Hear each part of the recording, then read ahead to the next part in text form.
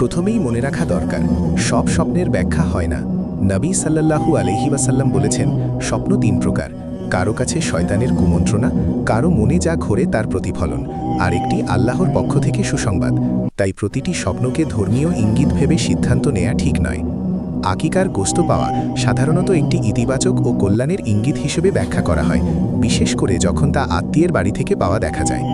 সম্ভাব্য অর্থ: ইসলামিক স্বপ্ন ব্যাখ্যাকারদের মতে রিজিক বৃদ্ধি ও বরকত লাভের ইঙ্গিত, পরিবারের বা আত্মীয়দের সাথে সম্পর্কের উন্নতি ও সুখবর পাওয়া, কারো ঘরে সন্তান জন্ম, খুশির সংবাদ বা নেক আমলের ইশারা। আকিকার সাথে কৃতজ্ঞতা ও নিয়ামতের সম্পর্ক থাকায় এটি আল্লাহর অনুগ্রহ ও রহমতের প্রতীক হিসেবেও ধরা হয়। বারনেই মনে রাখবেন, সব স্বপ্নের ব্যাখ্যা চূড়ান্ত নয়। স্বপ্নের অর্থ মানুষ, সময়, অবস্থা ও নফসের প্রভাবেও বদলাতে পারে।